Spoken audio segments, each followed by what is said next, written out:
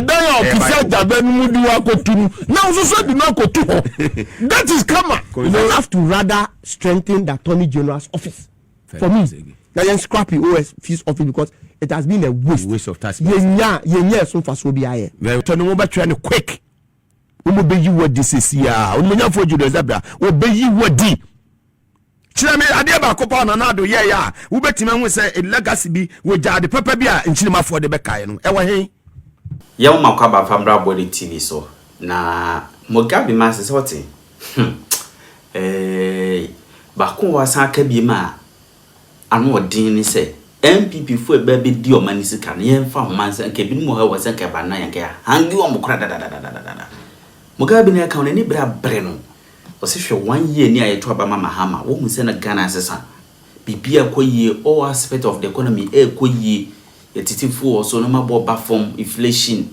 Chese, be a quine, be a Mugabe Maase no.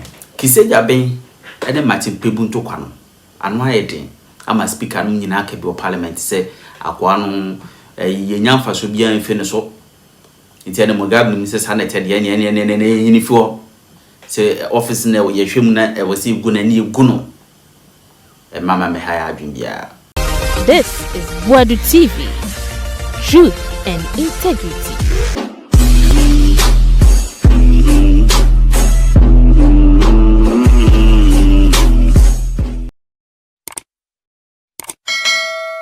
Na wow here. Amemwe. Uha amemwe. It was saying. What you say? Uha amemwe. It was saying. Hey. IGP all boy juma here because so obey steady with America for what you say. IGP all boy juma. Wafia no aba. IGP all boy juma papa. Yeah, which means all the sectors. And yama yeah juma. IGP all boy juma. And the post if when you almost found hundi. Post if when they be do my birthday, a be worrying ra. Woman you almost found hundi, woman you almost freedom. ENTT will be a capacity IGP awabe will be a what ton post if one what tomo. Udru a yabema campwa CDS capacity CDS awabe woman what tomo. Udu prison service a mame a year patients baffle bunny with the TD patients baffle bunny and also wama why you say from Udu fire service a mame a year mausi sapon wama why you say from sweet mother me chair we umpe we na opede umpe we na mopede ben yes unya we wo baby a this amemwo papa president papa ene wo doha ko di dwuma die weekend nyina na president shekata bo adwuma vice president so bo adwuma ya ma me prof na Jane obo adwuma honorable Jelo Zebra mu hekire kama enu anu akopie mu wo sem Savior Church for so enua ba eye Maria Wusini maame ayi ase ko hwete trufo over the weekend yenua eye akwatia NPP oto nananom wansedu ikumi otime se bibia da so omemo Speaker of Parliament we papa eye right honorable speaker Bambabe wo bona juma na wura eye judiciary hodi a ye papa eye Justice Bafuboni chief of staff me bo honorable Jelo Zebra abaso no na me bo eye chief justice papa Bafuboni so abaso ko hwese de judiciary netumi afane to mapafra within 3 weeks de tokonu se ni nyina within 3 weeks enema hase essa e judiciary no iti Ghana fo afi atwa mo mokoto aba no na omunnim de omo ehwe na enye mwamu so omanpanyi dada enye obi a na ekasa keke o sa omanpanyi dada John Ajekum Kofo da ba ni ba enei President Kofo over the weekend ewo delay show so na ensema President Kofo eka ye no esewani o ensese e ka kire wo kwaya NPP fo afa so eniema omo ye na ni nyani se ko mo ye PDS wo National Cathedral eni amanfo omo sika da bank eye ma member pensioners ya papa mo pensioners na do akofa ne mra bi ba ya omo sika nyina na do ye ni mabasa after COVID Mampanyi dada Kofo da baniba former president of the Republic of Ghana oko 2 times ni nyuma penti Ghana for man akwanya mane ko mienu Akufo-Addo 2 times ni de na nya 2 times papa wo kotobeku ba ban pa tankofo Akufo-Addo ne nkofo kotobeku ba ban womonya sika tam na so omo opposition so hu o ma hwe omo wiase sika nyina womanya bi womo mo bedwane akwasha America dwane akwasha America karofo atamu ntimi mafie krono pa kofo we aba o man we no nka omu bi wo wase hange wo mo yes sentenced to death by hanging near hanging wo mo ekwan o mo fa so wi a o man we sika krono a wo mo de nyamedi tare a kire ne ekofa architects ono na mba drawings na ono si obi o support to gay sabe tunumu e man na mema ne mada na abranche afere se ajai no ono e na yakofa sa architectural design nyina de asa nensa si e onye design yensi dan emfa emanyankopon san se wo hye nyame ebo se wo be president ya wo be si asore dan e de amanyankopon such a useless caricature about before your sase prime area abubu judges for edayagu abubu passport office embassies awodo abubu omoja pade nyina agu causing financial loss to the state eno na do dija a time for serious business on TV SYZ and Power 97.9 FM ya trasi anya agro ni edie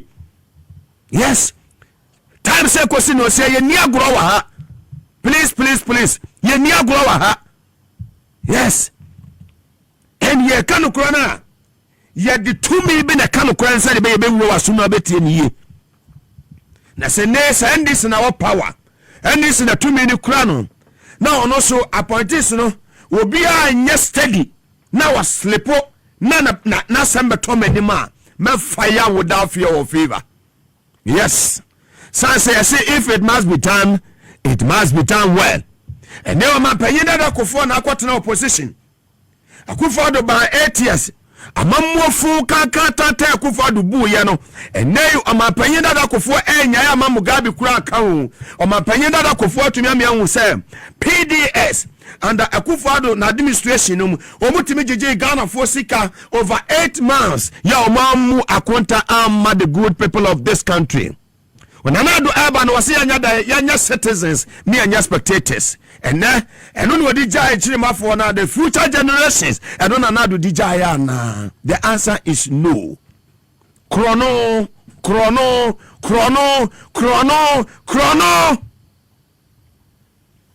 yes na adie bia no wa fa kwampa so enya wunya kra enye dan enyina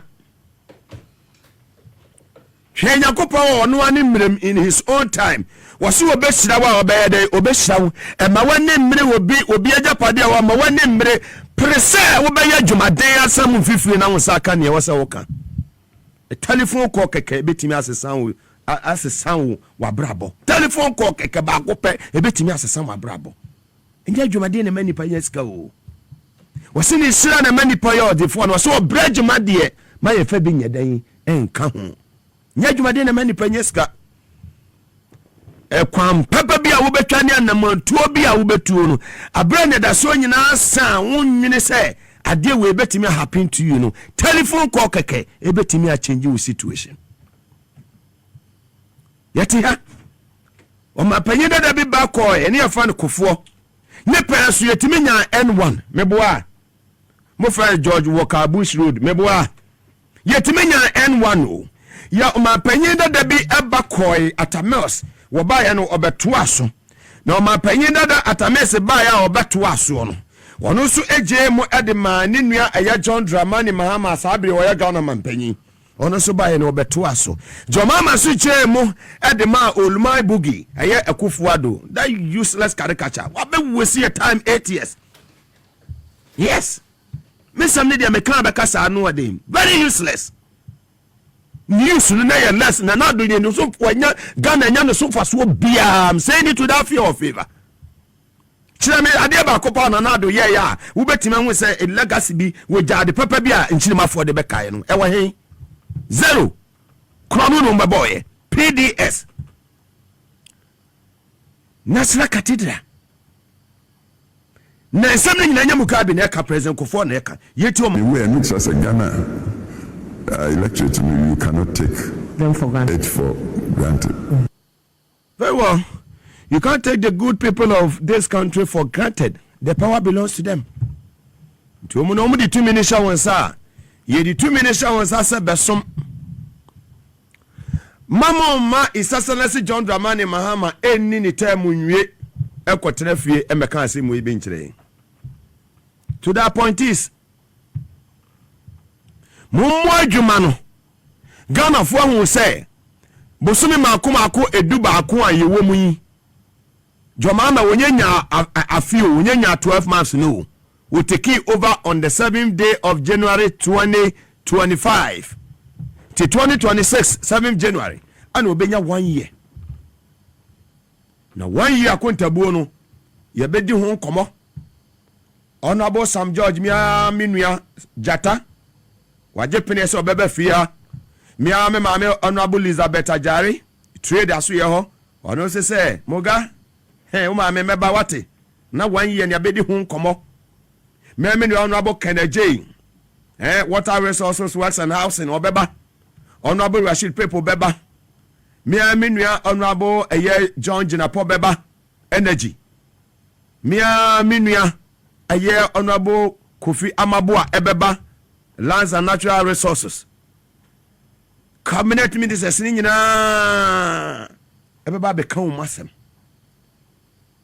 1 year achievement ne te saying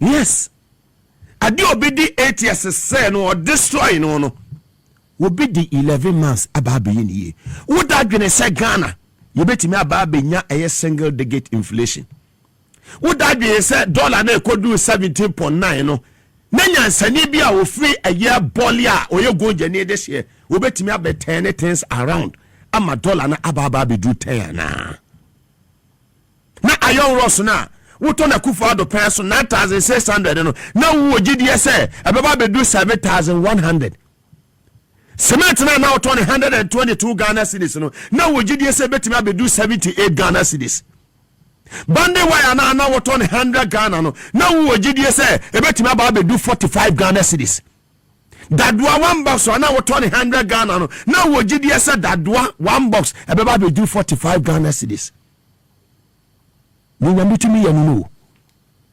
Tenei, we are fortunate to be part in this administration. Eye adom bi na Nyankopon adom wo. No chese o mo te bench no mo anya bi mo ye no. Wo mu nimbo. Ya se we mistake. Na se wo to ho. Na wa nye wadwuma yie. Na eye corruption issues ye de bi betare o cases ye de bi betare o. Na isasalasi John Dramani Mahama aya boli this year gonje niba na ba poni wano hey Dr. Callistus anyone munya for Julius Zebra will let no be try quick umu be you what this is ya munya for Julius Zebra will be you what di iti da bia meka se ye ma otumi esa soma fa ahobrase som hwinipa ben donipa menye obi obeye nyiyimu choose and pick we dey wa madamfo we nya madamfo we come ho mini we kasa mini SMS ya nya fine da ade me na me de me ho me ne nya fine adai ye fan ko baby ya Yes. So be a good leader. Assassin. Yetimi sumfidie bi ne head wa kwase ba bi ne say send the power ye hwani suban. Se ye di dwumadie kase bi hye ne sa wo betimi aya na. Look at Edmond Combat lawyer MD Miami MD Tamawa refinery. Check.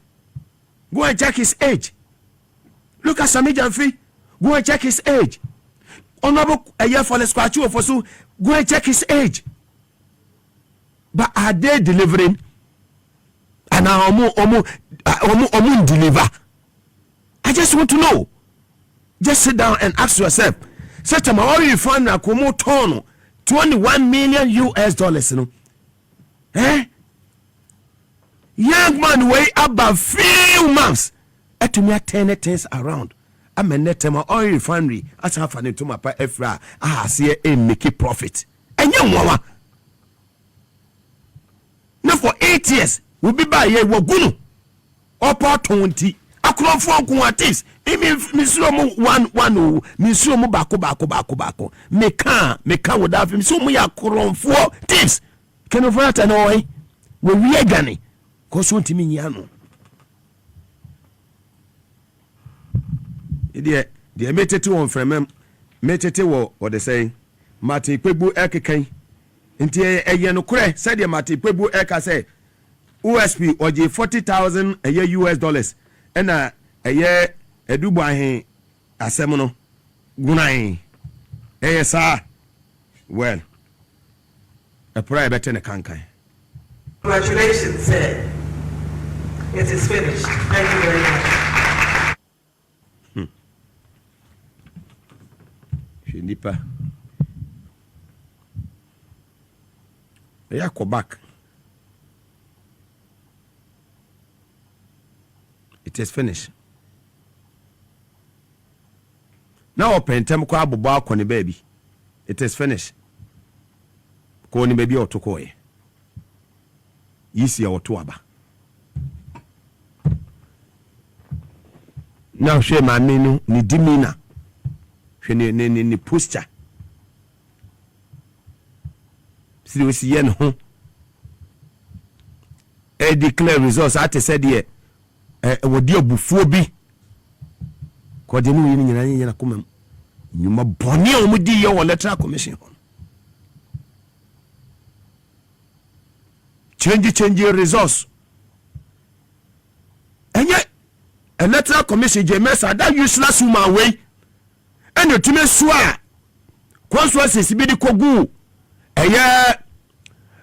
police depot Tesano police training school huh?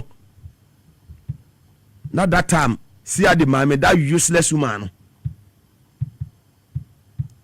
now on to see the ho now waje who NPP women organizer now omo tete NDC for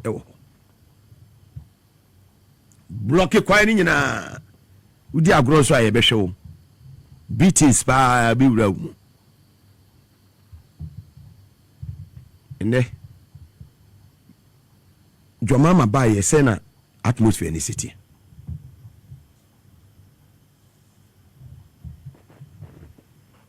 and we should say the eniama AC ekona eni obi ne be kire say things are getting hot better.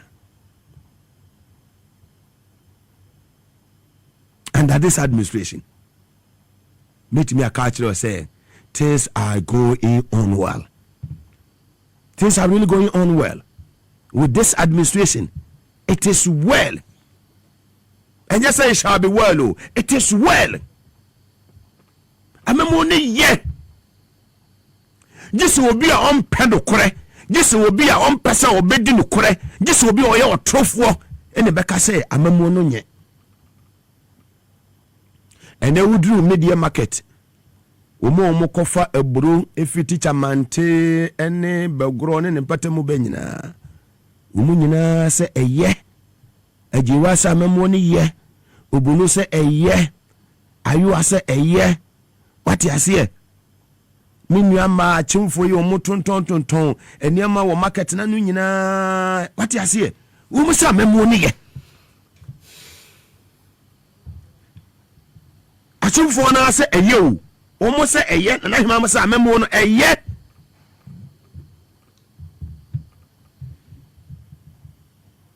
ne body abu aburu abu ene ko bisa gari na ebedu sise Ghana no olonka no enura ye ko yi a ye ba ye to gari wo kwam teacher mante ne kwam hoyi chechewre gari ene 30 Ghana cedis bancha ye fo body ayefo Kufuado penso fufuo no tokura ye mfa body enyedan enka ho omudi jama haban ene no anesese de ye no body ye fufuo ne ye body enso na nye body ye fufuo ene body abu amammo papa na aba nsu ato saa nsu onya ato da ye wo December nsu da soto odonne ye amammo papa nyamisu amammo wisdom peace and atiesi o my way so sasa na se John Dramani mama befa akwanyen mama hoduo wotesi yesi asore jo mama kwabo bi se we wa manage near mama bibia ye boko. Look at our finance minister Honorable Boadu Force, a young man. Look at our governor of the Bank of Ghana, Dr. Esiama, fantastic man, and the man is working. Good board, Sami Javi, young man. The young man is working. Kwame Ka, when is in a Michacha Moyo good board. You see, Sami Javi ni deputy. Lawyer Richard, Munkoso Emwe Juma. Nasa natural resources so no Kofi Boadu Juma George Napo or Boadu Juma. Question I koni de. Me kwa me hu se jo mama kwa ne kasa no be kan yeso nko biem no eye. Nya se enye wa na ode ope esan bae. Isa se ne se John Dramani mama ene yeso ye ka bi. Enye wa na ode ope bae o. E udimafu nyame. Ena Ghana fo. E sorry ye say ye hiaw. Se brabaji en free baby aye wo no. It is excellency. Kan de waka hu. Na oyi sa Ghana fo no beji atom. Adwuma wo boyi. Kwan a ofanko ne sanwam kwai. Adwuma wo bo organ hadodowa. Wonam eye motorway so. Wonam baby a ekwan a wo yiye ne adwuma wo yi. Odi ese enu baby a 1 year no kwa wunye nyan. Ma yesi January ho kon. Ukojina baby say unko bi ma Ghana fo ne ho enya adwene. Ghana for na besa sorry start demonstrations I would say ye person was san ye den ukobiem. Constitution enye nipa na twere. Constitution ye Bible. Constitution nipa na twere. This parliament here we Akufo-Addo a kwa ye dadada ka first time you 1 year kwa my constitution ka ye nyama Ghana for na his excellency. Nesempo wan kobiem a senior titufo a wo endi samanyo komu ahobrase omudi astom you wonipa omo qualify bebre yeso so obi ayedin e twene wrade sase obi ni mo chena asem obi ayedin meka se Opayi Johnson ese nu kati aka se odi nkomo okukwa mu se general secretary position no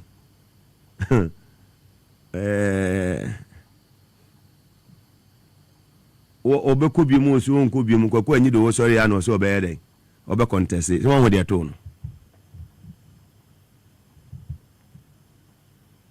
ko ye na hu ni smoothness level se dun kati asan ko free one oba chairman it is too early. Inya botre why caution free na me bamoga e bese nke bia nka me hu ase ne 50,000 e se bia obitina me afa me ba na me se oba na qualify aban we nya aban a ye discriminate ye ni mendis ye ni NPP the answer we Ghana ni we qualified we better forms only say 2017 I think after 7-8 months and Ken Bond corruption issue okay. Yeah. It was in their first year, 2017. So, yes. That's Templeton. Yeah, Templeton bond. Yeah, bond. Meda Joe Mahama say on the discipline. 2.25 billion. Discipline or the governance of this country more. And Muga, another thing is very significant. The reduction of appointees. At a point in time in this country, we had 125 ministers. 126 ministers. You can't. You can't and say, "You train." The end, at the end, we will know the result. Me no can say, "Ejuma 126 ministers." Enti mianye no, Muga and then 58. Today we have 58 ministers, even though we promised 60. It's Ejuma 126 enti mianye, and then 56 ministers, 58 ministers are those executing it. And they have executed it perfectly so far. Perfectly so far. But as for achievement within this 1 year, but on OSP. Moga. One who avenue marking ni supposed be weekend we or sharing crew for crime say. Obeya Momanya slot ako police ni. So it came like a month or two ago. That's right. No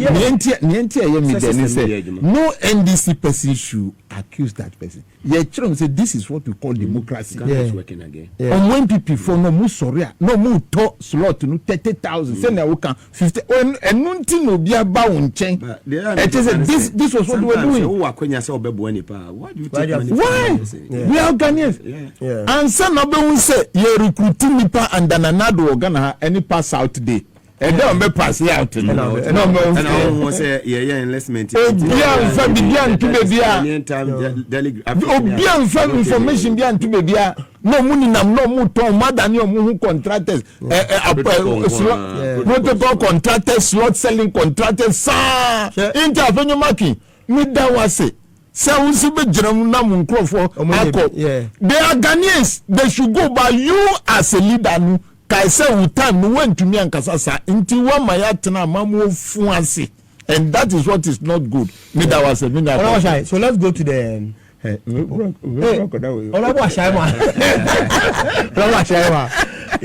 What's the after Shama?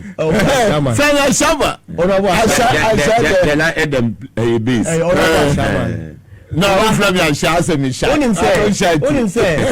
for 8 years, Ghana Mebunu ante any vacancy announcement. Any of the security agencies. And then ye be for the first time.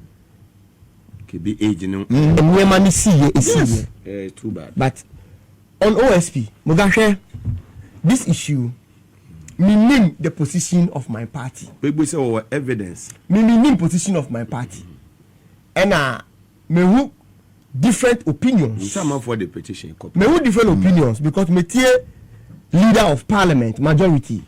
Me tie the speaker. Me tie speaker. Me tie even the legal director of the NDC. Honorable Eduji Tamakolo, who is also saying that OSP office has come to stay. We have to strengthen it. We are not talking about the office, the person. So the Americans obiani ni opinion. But me, Muga, se me kai mrena ya babeti. Yes, me kai mrena babeti OSP office. Not the position some of us held was that. And yet necessary. Muga, and yet necessary. That's the point. And yet necessary. That time no mudi for parliament, no. Hansard today will bear us witness the position of the NDC then. Say, see a person you come etiaketa to share project dream me kankaya. We don't necessarily need an OSP's office. Yen strengthen the Attorney General's office. You bet in Impua Yenti Ministry of Justice and Attorney General. Yen separating. That has been the position. And I still hold on to that position for me. Because young family impose a agency a test of the position or the office OSP. Now you sure whether you not so for so and now you not so for so yeah. I think say the time has come. Say a reflection, an assessment of the office for I think 8 years now. Maybe say you say you not so for so as of mine compared to the cost I had according to the office. But that is the only way we can know, say, it is good to maintain or we have to scrap it. Nti yemi say you say expenses saying a year to the office of the OSP. Juxtaposing it with a here benefiter office no so omo yeden omo ama oman no. Then we know, but from where I stand, I think say the OSP's office is high time we scrap it. For me, it's high time we scrap it. It has no value because yenya so emphasis will be higher. Moga hwe me chi obi bia dwene akobibi so. The reason why a NPP at OSP's office was not to come and fight corruption. Yankai say na in opposition na omo allege say John Mahama appointees corrupt. John Mahama akoto dan wo Dubai. John Mahama akoto dan wo ha akoto dan wo ha. Nti omo ba power no. They needed people to come and confirm that mere allegation no and the more mokoti OSP's office. And it's mokoti office ni we no. And who disgruntled person now or against the NDC. Which is nipa na the buefu party na or he was wild on the party. And omokofa no Martin Alamisi Benz Kaiser Amidu. So on the OSP na onti NDC former appointees na confirm me dia na omoka opposition ni say NDC aban ye corrupt no na confirm me on tata ma na me a on pebone omoko fa Martin na me Dubai na Martin me Dubai say so NDC for ye corrupt ubaka impo a okọ vetting ye bisa no no kasa allegations are now why against some persons. I don't be for evidence. Okay, so only evidence. A man apologize simple. So obekaya. Yeah. Into court na office so we no who say.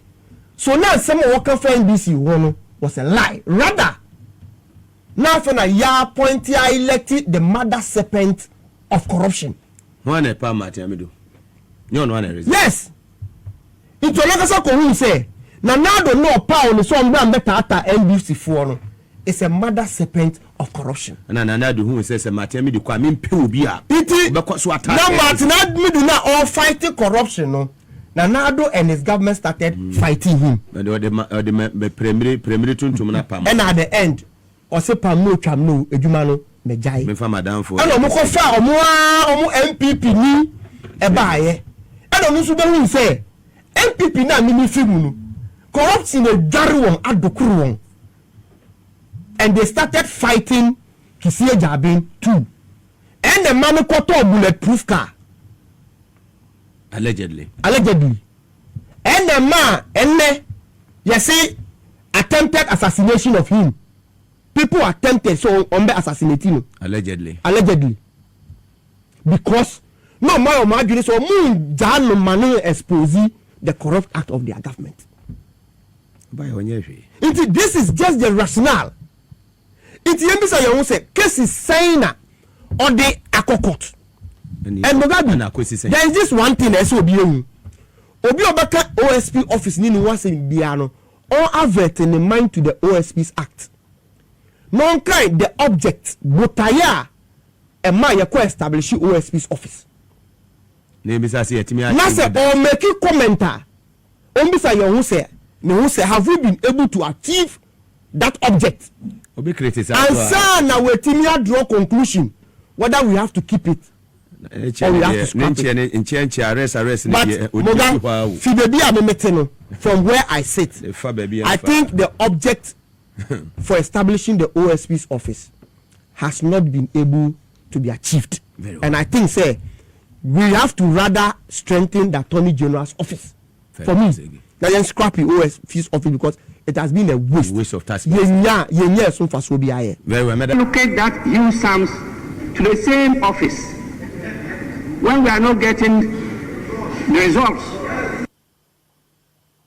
I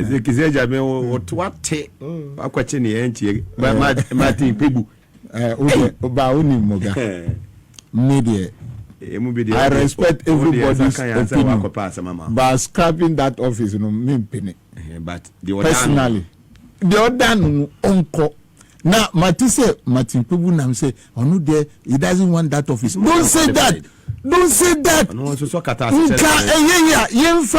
Now I invited the same kiss. And do that one say the camera no kasa na cover here cano officer abrofu the man can do the work. So but I won't say no the way I also kono was say ebi beka say ebia. Misi banin kasa sa misi because what people. If na say no na nyango pa shara no so ma be ye eho ye so so. Now we got to say untumi here. It's more than qualified. Intimacy. And I kiss ya be kwa so. Na eho no say Ghana for of course. And so we don't have to scrap that employment. Unemployment to do so do. Martin Pebu inka ye jabe free kwa. A man for me be a yes. And na make if the arrowhead is porter. Once ye nya tia a man for ka a control and ka se sika ni ho dia ye jabe free ho.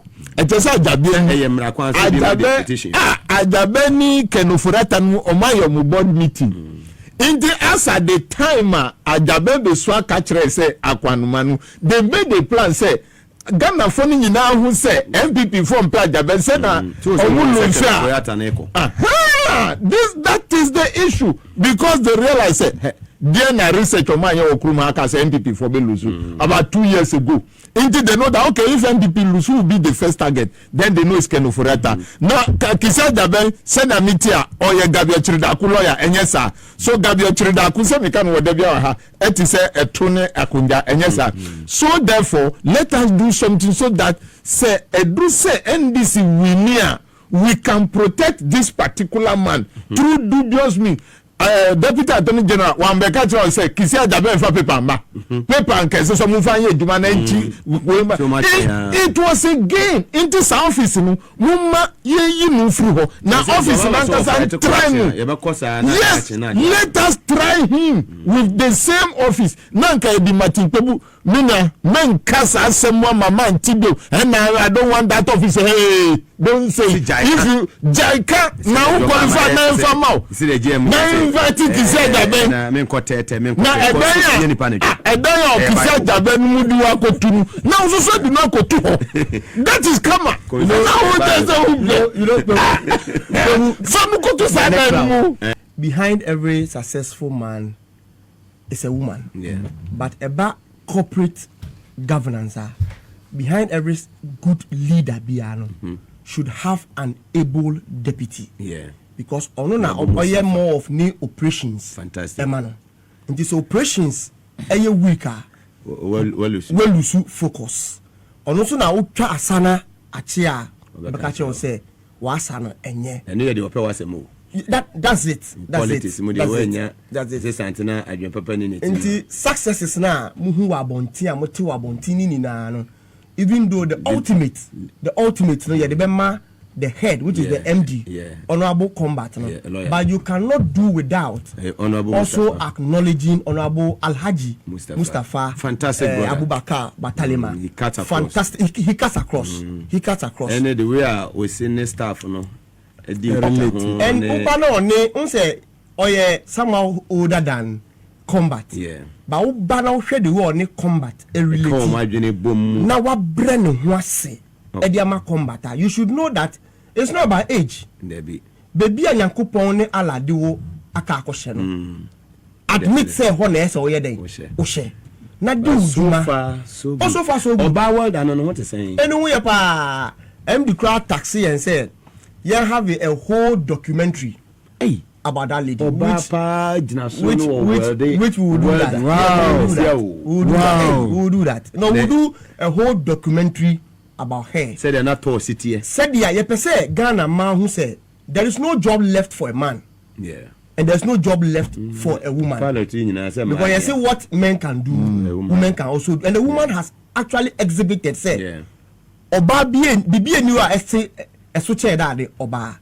But Mugabe, you see Tor basically before yen be call Tor no hwe ni ho obi bia na we di Tor edwuma echi bia be catch or say it was a hopeless organization because even individuals employees no mo wo ho no were living with hopelessness bebre na ni da so ye den eni ho endra mi posti the 1 year on after 2024 elections. Emma to guy be commenting on me start. And Moga, me reading the comment, and I was so sad. Me try to me read verbatim what he sent to me. Or see, my brother, that election was the last hope for me. In either I stay in Ghana or not. It was a do or die. I was the first person to vote in my polling station. Mechira will say many, almost everybody or what all were living in hopelessness. Hopelessness. Because many that's why then. Asa. Company na omo assess ye as at that time. Conclusion omo draw ye, including MD, deputy, and the board, was that company no enye viable.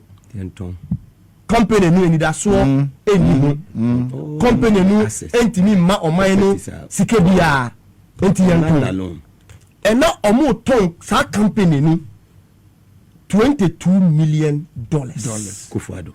Say company no udi ye bibia enye ye.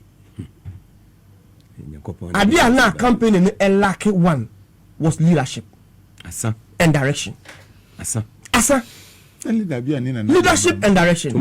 Never say e will rotate for the past. And na His Excellency John Dramani Mahama appointed a leader, and a leader who has direction. And auto. Fantastic. For less than 10 months, company I say atetia pansam udi yehwia enye yie atetia say apro enu ti yenton no enne moga in just 7 to 8 months that company no etimi raise IGF internally generated fund of $21 million. Difference between IGF and said ya na okoma beto company no just $1 million. And then you said e bibi sunku bia ye ba ye no ene ye di ba you eniyama the generate IGF no all those things were still there when we came. Loading gantry, the tank farm, services are render Emma BDCs Minano. They were rendering the same services for the past 8 years under NPP. Into question is say nasa asikano omudi yede. Umudi. Menu ka say muga the new administration has not even borrowed one Ghana cedi. Omunko bo busia obebia. And so they are able to pay workers. At a point in time, muga not to even pay salaries. To pay say ebe to ejuma worker was a problem. Those times na ECG eto me bia wote wa free na yedun kania free na yetu insum because almost all utility companies na yedi omoka na yedi ECG ka yedi Ghana Water ka yedi GR ka yedi Senate ka. Even Provident Fund was a problem. Muga onim say pensioners omoko pension sika say yedi ma won part of benefit. They couldn't pay. Me no ka say under the new leadership, ye tua pensioner bia what ne benefit na yem farmer no ye tua up to date. Dia ka pay your call retirement this year. Omumpo no afini nko awie no. The MD has promised to pay everything before we enter 2026. And we got the last point because the main focus is not on top, but me kasama wonti ne bu ane yaka. You see, adia ba ko edi company ne yanso ne say power play. Not the board then. And the MD, the deputy MD no. And even within the board there was problem. No more united. United. Say no more fighting for any positive goal bia individual interest. But ya mincha de minfa seda Emma the current board chairman. Honorable Billy Joe. Yeah, fantastic man. Honorable Billy Joe, fine gentleman. Man with integrity. Responsible man. Very, very.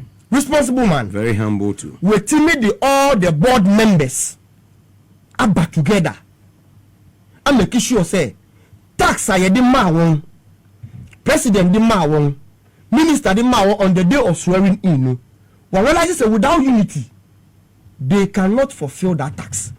Anything you can say, all the board members are united together with MD and the deputy MD. Fantastic. And only another point, and previous administration, Elaki, and the Honorable Billy Joe has come to restore integrity in the board membership of TOR.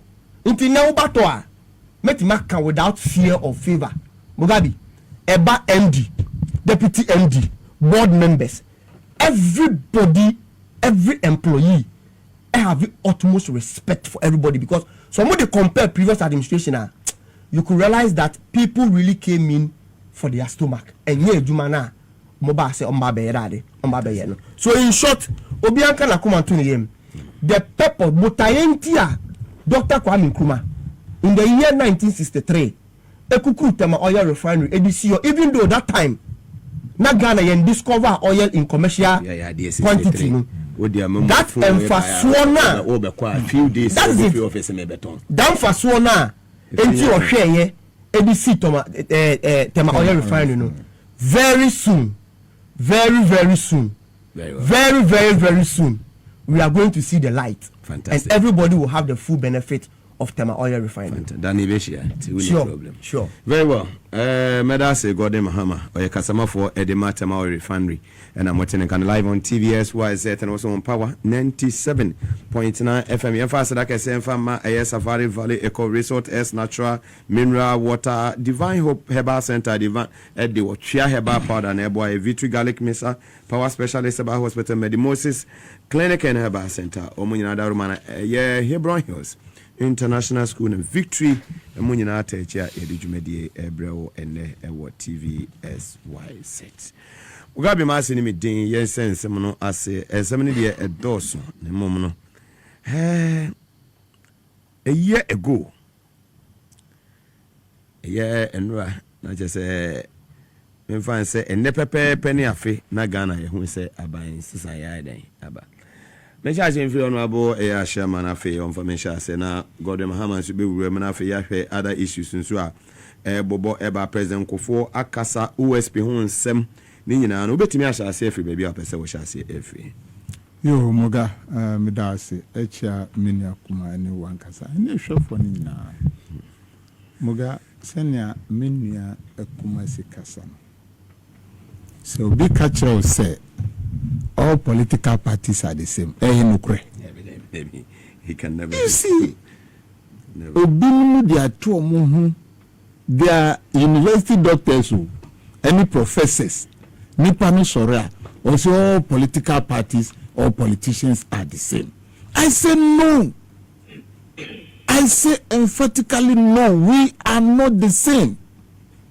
Why would you mean kuma kanse say aban bia ba ko nyaso ana Ghana japade bi a Kwame Nkrumah bia no in 1963 eye juma yedi sha say in terms of industrialization Kwame Nkrumah to me dream samre no obi baya o say ade no mfaso bia ne ho enti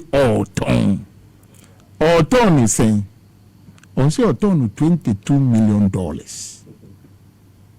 and na ban from Nyankopon eye ya dom say need to NPP aban no free ho aban for led by His Excellency John Dramani Mahama aban for with the Vice President Prof Nana Jenupokwa Jima as the chairman of the economic management team onu oil practical economics enye oral economics theoretical economics no wa pointi Ghana NDC mpenyi force munko jina side within 1 year and through 1 year mpotie for muti nenti ayeni NPP for share yetumi kasa se na ye kasa ni se ye ntonto ye si ye de be yi djuma ye be ma Ghana fo aye djuma Ghana fo mbrante ni maba wa aye djuma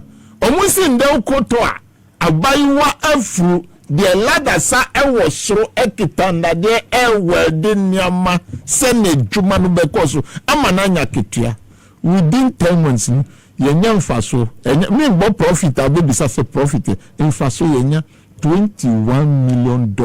Now NPP for tonto $22 million. How can you tell me these two political parties are the same? Now let us come in Nenyentia NDC, whether you are an appointee or not. Say today as we sit down here, NPP for to we share your to akatre say 11 ni Ghana economy be good. Ghana economy ni nyina be go 11 ubi some bibi amusi ubenu nsokra ansa na NPP abambe ma unhwa no o se gitum se 11 ene be bo ama wanu nsu e wo kroma utu pai wa amusi 11 uyam ye uya amusi 11 woni su bru amusi 11 in there atufosi led by His Excellency John Dramani Mahama atufosi ayi 11 afreho Ghana aguana economy no it is saying. This is what we are talking about. Just 1 year on. Just 1 year on. Yesterday was 7th December 2025. What has happened to Ghana's economy? The economy has bounced back. When I am from the practical economics, I just said, who are the people are we taking the taxes from? What is their disposable income?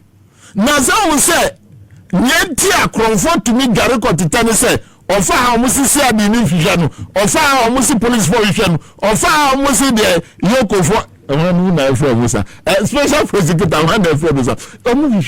So the GRA, the taxes here and then, Nippon Jumo Yekranu and Tumpon. So it is better you reduce or cut off some of the taxes and allow the people's business to grow before you come up with taxes. That is what Atufosi has done. How can you tell me today, sir, NPP and NDC are the same? We are not the same. Now, this is a government that, yes, in His Excellency John Dramani Mahama, Omama Yaswati said within 2 hours there will be doing so in Ghana because Nanado and Cranwell and Tuho aband trimodinfo Nanado aband trimodinfo nkwa na ye mumma omu njin Ghana fo ho omu njin nipa ho mo ko no nhihye ebe na maye e dia to ho momo ba in 2017 na American gina ho na turbo gas gina ho amudia ahwa mu man to bianka ho. I remember the former MP for Hohwe, Honorable Peter Anu, you design what TV say. Inti power don't was send a mudia account getting to the end of the first day. Or see young fashion account. But before to me, Gina Kruma, you did the sun to say Trina Yabo. Your friend Gunde Trina, I mean, to say Trina Yabo, and Guyasum, and I say, Yama can you imagine? Can you know? And Gina no coronet saying. But today, by the grace of God, His Excellency, the Vice, the Chief of Staff, and members, the person they have appointed, to me turn things around. No, Mukra electric cables, pylons, Cassia, Urban. Omudi begu kroma, Oma kranu sama na brusu. Sebi kafra asa kromfa ya omu fia musunu, ya abodanfo. Oma kra cables nudo dua begu ho. Afe no musa shasi ya eton. Uti sa mo auction no musa to cables mu e dia mind dia for ni China for omu nani no mu nani here omu ajisika na shop botomo no musa dia ko China. That was the government under which we were. A very bad government. Anuna nanado edi eni abibia yenyama seya na say. So how can you tell me today? Today, NDC has made difference in the energy sector.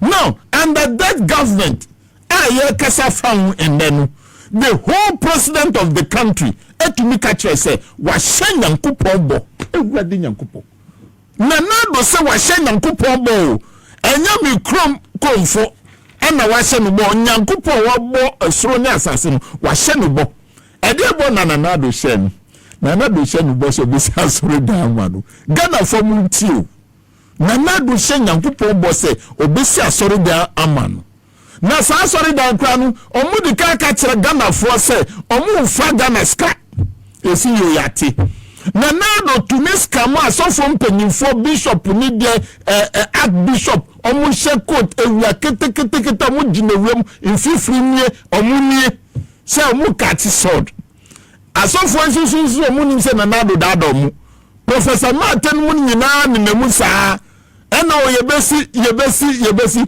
enkohwa sen nanado afa Ghana sika $97 million. Minya, this is in billions of Ghana cedis in there. Contractors here sika di twakwan no sika ni ho. Nanado antumi ansi asori dan amma nyankopon. Ena the appointees susu de bia mo gina so what the names of Kusi Boatu ni wenu nyina ekeka ho. No muka o yebesi asori dan. Ghana fo nka chense ma mu nsi asori dan.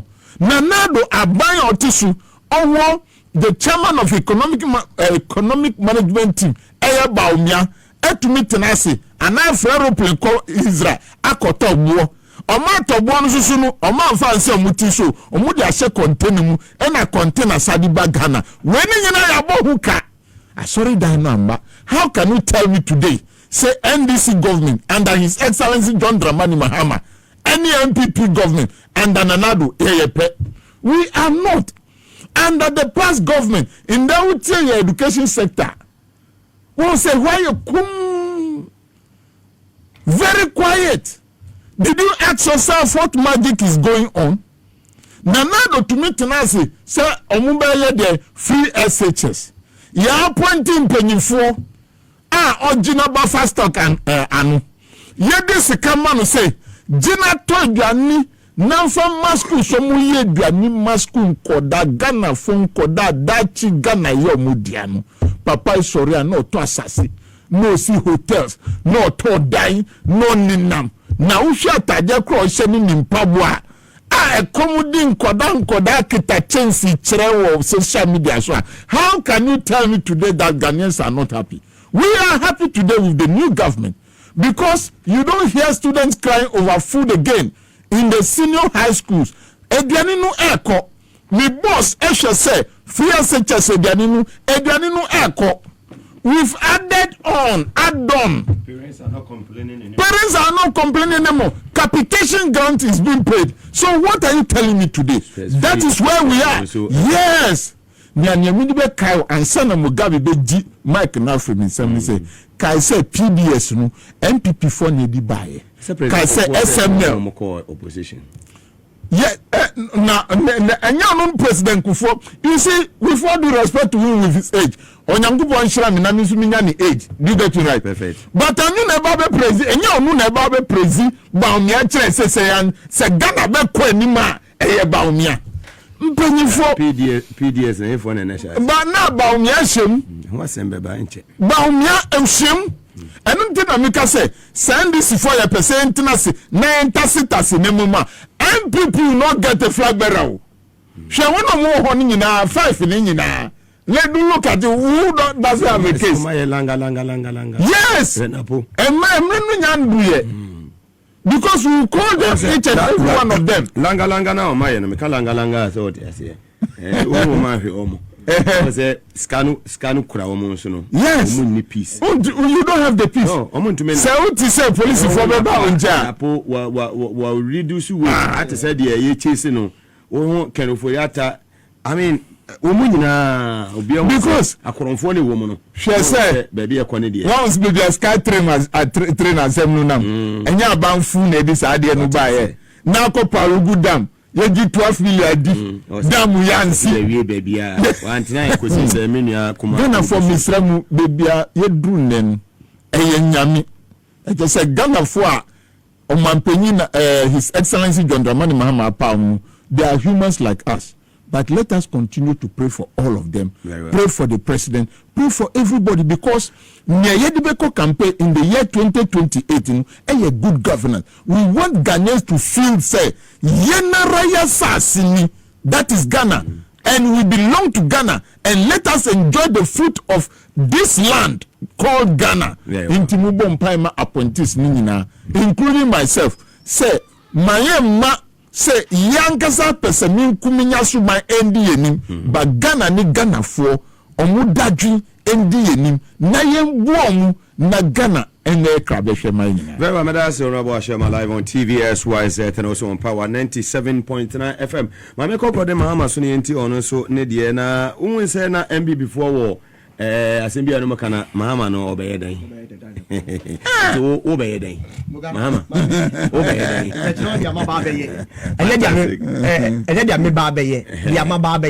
Within few months. That is the point.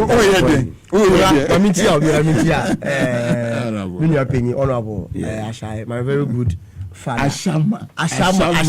I'm on fire, Ashai. I'm a bad Ashai, but I don't say to Honorable Sulugo. Yeah, Moga Endra, and 1 year Ghana for exercise almost civic responsibility enshrined in the 1992 Constitution. Say Omunko determine party and I will be a Obey Ghana Mampeni. Prior to election, NDC the manifesto by a lanche young campaign. I remember I was in Temale and when I launch young campaign. If you want your best bar Winiba and so be launching your manifesto. And manifesto no a pama o no man for your day echo. And no number so after 4 years at the access so whether something like to abama or now so by no with the juma and I say undi jumaye and run 1 year until we better not see a bisa say so abana ye 2 year no 1 year on can we say so far so good and I say so far so bad. Buga one on education. Adia bakwa na edin tintima in the last election pa ne say you two abama NDC ya betwa free SHS mu, which was very major, even though not flag bearer then now Excellency John Dramani Mahama I reiterated time without number say free SHS has come to stay. So must review. Yes. And NPP for so brought yes, also review means cancellation. And I see Darby, it is enshrined in our constitution, Article 25 of 1992 Constitution. Aside that, no, John Mahama Kasankasa ne share free SHS ase. And so now hand you over here then at the mamu. But the problem is about say there was no thought through in the implementation. And in teaching problems here then ewo yen trying to solve those problems no. Bakune say double track was an issue. 2 Iniani na mode ma ye manom ni enuanom no na enye wasn't the best. Teaching and learning was a problem because na contact hours na yeden e reduce. You get my point? The promise was that ye boshe mukina, and I think source of money was also a problem. Ye can say ye bepe dedicated source of funding to finance the free dedicated document. But yeah, say scabefi aba na ye be ni say that is the point. Ye can say ye bepe dedicated source of funding. Then yami adom sika echo. We don't owe anything. No one is complaining. Me no ka say what was the last time I would say ya distributing eduane apro e dia school for. What was the last time I would say my friend no baby na. My friend no baby interest in sua de. My friend ko dan na nutritious food dey so mudi no. What was the last time I would say omunya. Videos bi crowd be trouble until omuka say John Mahama ba those time no omunya nkosia ndi and then hwe omudi am bi ai dey ebiaka. The next point on education is say under Professor Jena no Opoku Ajiman, under John Mahama administration, no education minister. Yeah. That time na EMS, English Math Science and English Math Science and Social Studies. Instead of say by 1:1 textbook, now about 1:5 from the houses home. It's evidence based. Evidence based. Yeah. under Professor Jonano Pokwajima as education minister, you cancel that lack of core subject textbooks.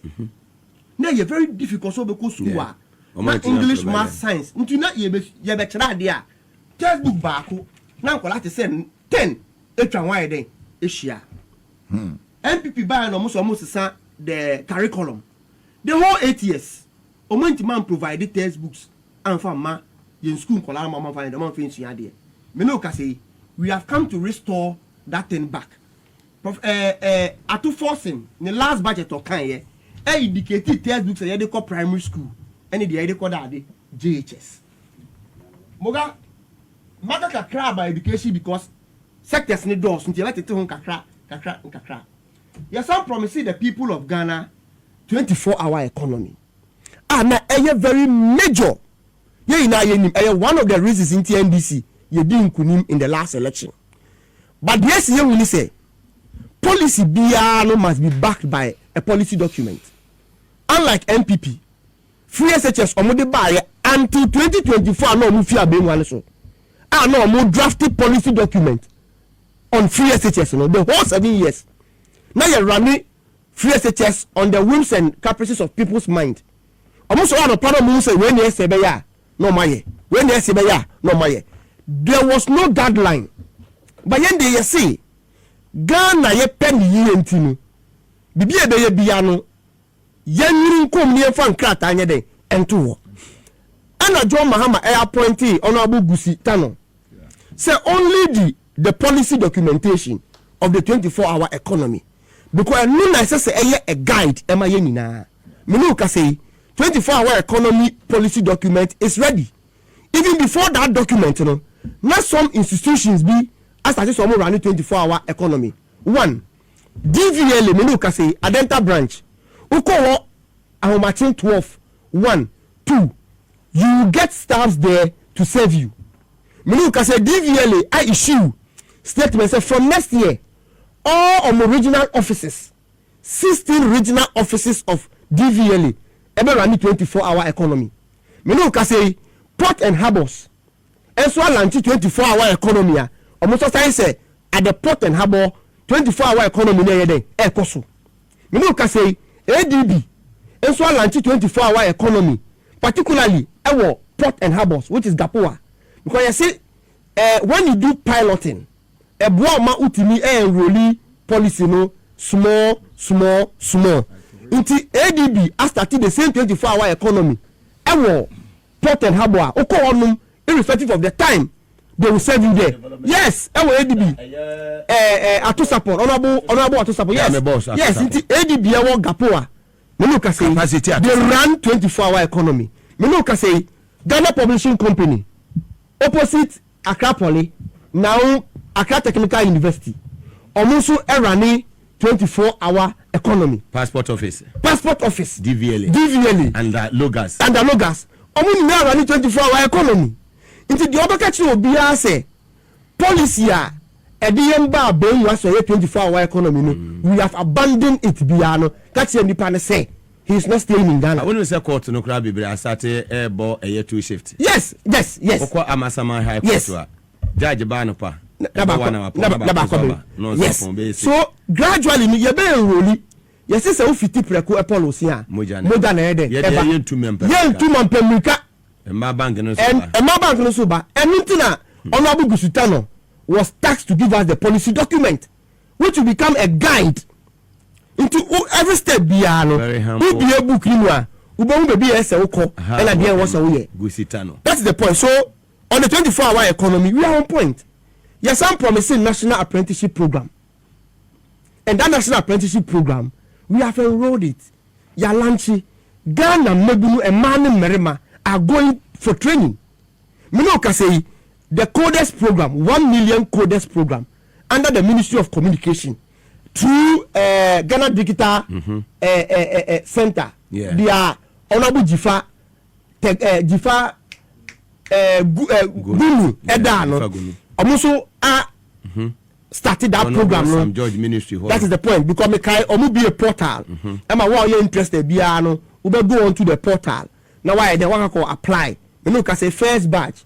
I will training. Yes, some promise free first year tertiary education. Who call tertiary education? Stress free, no? Stress free, no?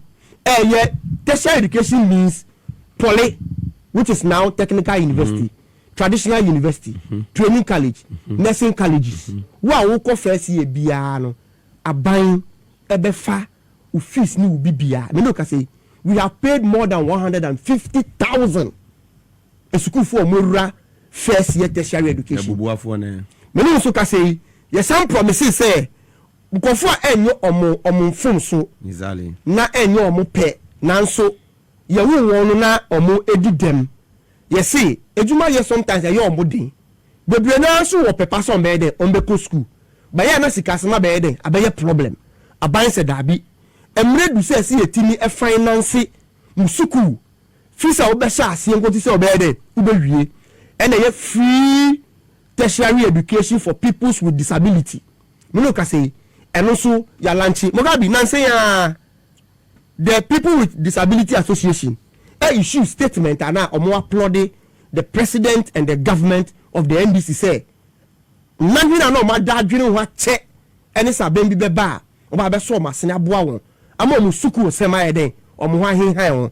Lo and behold, His Excellency John Dramani Mahama etimi I implement that policy no ama ne ameno ka say obi bia wedi dem oko tertiary education bia no fi se wo be sha ase ko si se obewie no aban se untua sempoa untua dama.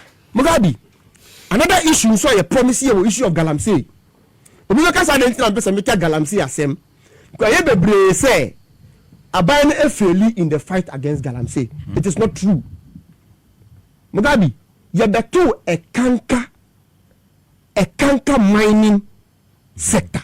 Ye ka say kanka Kranko. And to fight a canker, it doesn't take a day. Me say that means true challenge. Emma, this journalist, do you follow mining issue pano?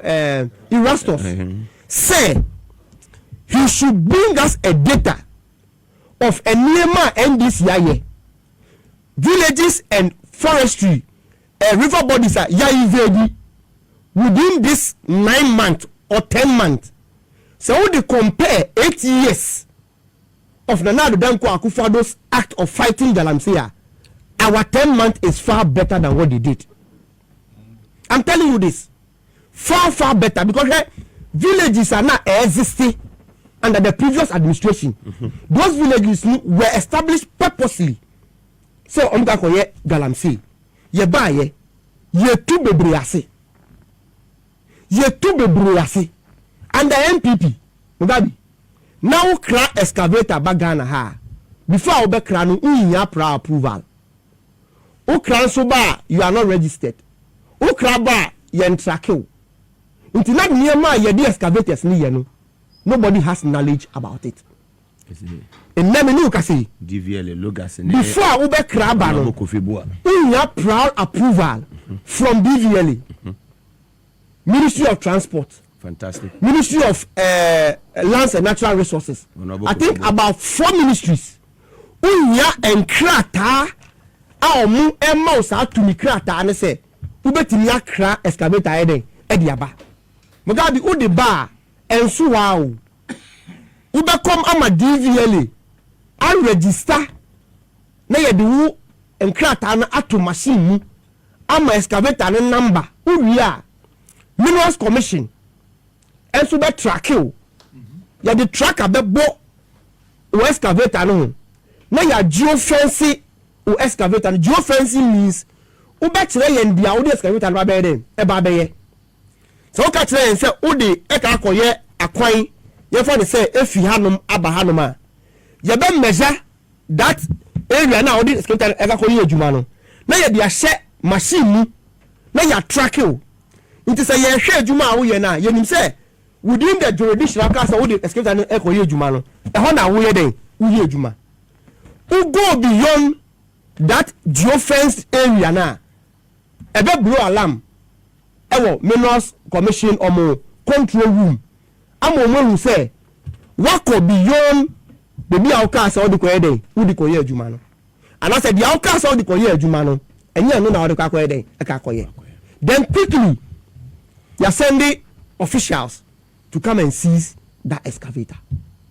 When system ni adwuma when advancement ye dia bem because gone were the days now go crack thousands of excavators ba ye need them ba be party yeska inti eba galamsey a Mugabe so far so Ghana you fi Mugabe wouldn't say Ghana resources man so that say bit me single the gate inflation Ghana water resources commission data also indicate say even though we are not out of the woods yet but the stability level of our water bodies better na Ghana water also better yes also better than before. Mugabe, let me end with this. Another idea back also na very pivot from 2016 election till last election about the economy. When the fundamentals are weak, the exchange rate will expose you. We have the solid economic management team. Ni abobo Jambafo Baumia Alanchemante ni abobo ni eji omuso simply because now buying be war honor NPP are buying say if the fundamentals are weak the exchange rate will expose you because no mo say and this you are buying your boy your home na Baumia nko na nyamede nya na ono na we are seeing nsa ni na woni team nti ye fa economy nation nsa say kutu Mugabe ye fi abenwa so 2016 now ukra $1 uji 16 and ology ukra $1 now uji 17 no ye fi abenwa so no now ukra $1 uji 20 pesos that's 2016 and people look at and say your boy your home and ye dey abenwa ma won ye dey ma won $1 to 20 pesos no Mugabe 2024 we fi abenwa so na the same $1 ukra oji 17 Ghana cedis and then less than 1 year that same $1 no ukra oji 11 Ghana cedis. Mugabe 2 ye fi abenwa so na debt to GDP na ejina 56%. So what on Ghana Japade ni na uyi mu 56% edi kotuaka na ebeka 44% as the benefit of Ghana. Almost yembo your home. Yeah. 2024 and under NPP debt to GDP koya mani to 100%. We got to a time in this country now to Ghana Japade ni na Mugabe now the tuaka na yesan ebedika na yesan ebedika and then in less than 1 year debt to GDP is 46%. Mugabe ye fi abenwa so na exchange rate interest rate na nam yes na monetary policy rate which is interest rate ye NPP e fi abenwa so mo de mayen na nam 27-28%. And now ko bobusia our bank the friend monetary rate no eso atie fi 27-28% about 18% in there. Until next ko bo busia e wisi we say utua no aiden abafem. Mugabe me no ka say inflation den the rate at which I near my bo den ekoso the persistent increase in the price of goods and services at a point in time in Ghana yen inflation ya ko do 54%. NPP fi abenwa so na inflation about 23%. And they are recording inflation of 6.3%. That's right. Yes. As at last month, Mugabe last month. Yes. Not prediction say Yejina 8.8 you know. The 6.3 will have been next year. We say Mukaya. No, we say 6.3 no. Yebenyano 2026. That was the projection. Yeah. Yendu December mpo Ghana cedi jata and yenya inflation of 6.3%. 6.3%. Mugabe fuel price and che bia 2024 now we talk a gallon of fuel now we turn from 75 to 80 Ghana cedis. Mugabe a whole gallon we talk gallon of fuel now we turn 80 Ghana cedis and NPP for say ya the 1 cedi at to fund go so and into mo di bida ebema fan go bo aye den no Mugabe in 2025 the same gallon na ye told me 80 Ghana cedi no and then auto a gallon of fuel less than 60 Ghana cedis ana me boa ya domo to less than 60 Ghana cedis ya dom 60 Ghana cedis yes so you had 1 cedi ni ba no they were making noise even with the 1 cedi ni yen to fuel gallon 80 Ghana cedi as they were selling under their time COVID levy way ayira hey yi levy ayira Mugabe in short you see o kan bi me bana mi ti o kan bibi you are reducing VAT nyame ne si hene oh of course nanso onam nipa so eno o de si hene okasa ya tete nsem o you hand over power today you have over power tomorrow yeah look come na no say I will hand over power to my NPP party I see or say I will hand over power to Obia waba asanko biom the will you can't change the will of the people so even though no mun say niema nko yie but the reason I know mun those comments na ba ko pe Jemensa na atentenruo eti omoto no mo san we jen mensa nti no mun person me sorry ama yihu any kind of for who say no mo sorry ye NSS nsem na eba no kan edu bu ayin nsem na eba no buffer stock PDS so Mugabe 1 year of election we need 1 year of handing over right. 1 year of election so far so good but I say God Mahama live on